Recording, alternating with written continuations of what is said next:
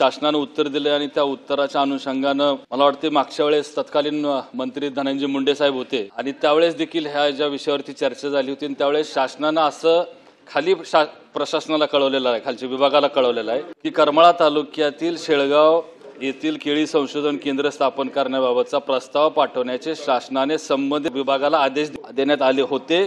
तशा प्रकारचा प्रस्ताव शासनाकडे आला आहे का, हा माझा पहिला प्रश्न आहे। त्यामुळे शासनाने प्रक्रिया सुरू केली होती, जे उत्तर नकारात्मक आलेलं आहे हेच मुळात उत्तर चुकीचं आहे।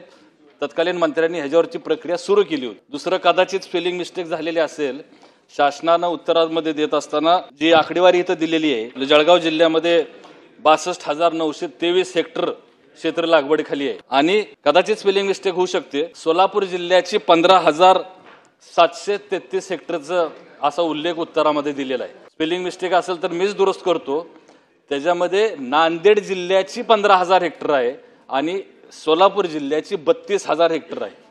हे आता कुणीही प्रशासनाला खाली संबंधित तालुक्या जिल्ह्याला विचारून ही आकडेवारी घेऊ शकतं। माझं चुकीचं असेल तर मी दुरुस्त करायला तयार आहे। त्यामुळे उत्तर मुळातच चुकीचं आलेलं आहे। कृषी विद्यापीठाची 50 एकर जागा आहे आणि शासनाची 50 एकर जागा आहे करमाळा तालुक्यामध्ये आणि इथं संशोधन केंद्र व्हावं अशा प्रकारची मागणी मी सातत्यानं करत आलेलो आहे।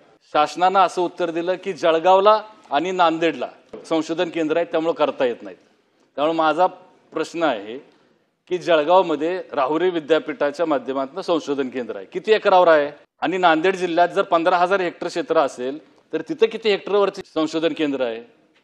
तिसरा प्रश्न की शासनानं उत्तर असं दिलं की कोरडवाहू संशोधन केंद्र ह्या इथं करमाळा तालुक्यात आहेत। मग तसंच कोरडवाहू संशोधन केंद्र मोहोळ तालुक्यात सुद्धा आहे। एकाच जिल्ह्यात 2 ठिकाणी कोरडवाहू केंद्र होऊ शकतात, पण एक जळगावला, एक नांदेडला आणि तिसरं संशोधन केंद्र केळी संशोधन केंद्र हे सोलापूर जिल्ह्यात होऊ शकत नाही।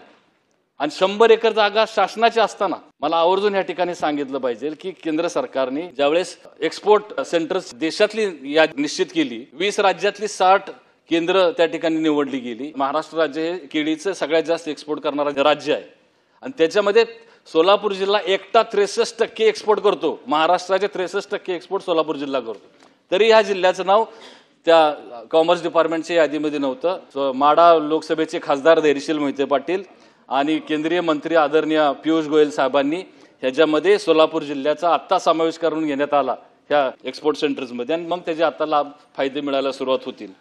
मला सरकारला ह्या ठिकाणी प्रश्न विचारायचा आहे की जसं आदरणीय भाऊसाहेब फुंडकर फळबाग योजना महाराष्ट्र शासनानं आंबा, डाळिंब, काजू, पेरू, सीताफळ, आवळा, चिंच, जांभळ, कोकम, फणस, लिंबू, नारळ ह्या अनेक पिकांसाठी फळभाज्यांसाठी जशी लागू केलेली आहे तशाच प्रकारची ही योजना आदरणीय भाऊसाहेब फुंडकर योजना ही केळी ह्या पिकासाठी सुद्धा लागू करणार का? आणि ज्याप्रमाणे जगामध्ये अनेक देश असे आहेत की त्यांनी केळीचा एक ब्रँड तयार केलेला आहे, म्हणजे जसं डोल मोंटे असे एक 2-3 ब्रँड जगभरामध्ये तयार झालेले आहेत, तसं महाराष्ट्र शासन सुद्धा आपला एक केळीचा ब्रँड जगाच्या बाजारपेठेमध्ये आणू पाहतोय का?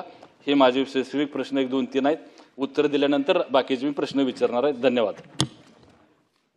सभापती महोदया, सन्माननीय सदस्य रणजितसिंह मोहिते पाटील यांनी स्पेसिफिक प्रश्न विचारला आहे। म्हणजे शेलगाव तालुका करमाळा जिल्हा सोलापूर येथे केळी संशोधन केंद्र स्थापनेसंदर्भातला त्याचा प्रस्ताव आहे, तर हा प्रस्ताव शासनाकडे आला आहे का? तो आला आहे आणि या प्रस्तावाच्या मागणीसाठी अनेक सन्माननीय सदस्यांनी या ठिकाणी मागणी केली आहे, अनेक शेतकऱ्यांनी सुद्धा या ठिकाणी मागणी केली आहे। ही या ठिकाणी जी आकडेवारी देण्यात आली आहे, सोलापूर जिल्ह्यात केळीचे लागवडीखाली क्षेत्र जे 15,733 हेक्टर आहे, ते कदाचित असेलही चुकीचं प्रिंटिंग मिस्टेक असू शकेल, ते मी तपासून घेतो। परंतु त्या हेक्टरच्या लागवडीवरती संशोधन केंद्र अवलंबून नाही, पण ही गोष्ट खरी आहे की 63% जवळपास एक्सपोर्ट हा सोलापूर जिल्ह्यामधून या ठिकाणी केळीचा होतो। मोठ्या प्रमाणामध्ये या ठिकाणी केळीचा एक्सपोर्ट होतो। परंतु या सगळ्या गोष्टीच्या पाठीमागे शासनाची मानसिकता आहे, त्या ठिकाणी एक केळी संशोधन केंद्र या ठिकाणी निर्माण व्हावं। परंतु केवळमध्ये काही कारणास्तव या ठिकाणी राज्याचे सन्माननीय मुख्यमंत्री, दोन्ही उपमुख्यमंत्री यांच्या पार्श्वभूमीवर एक निर्णय झाला आहे की नवीन महाविद्यालय आणि संशोधन केंद्र स्थापन शासनाने करायचे नाही, अशा प्रकारचा एक निर्णय झालेला आहे। सध्याचे 2 संशोधन केंद्र आहेत, एक जळगावला आणि एक नांदेडला आहे।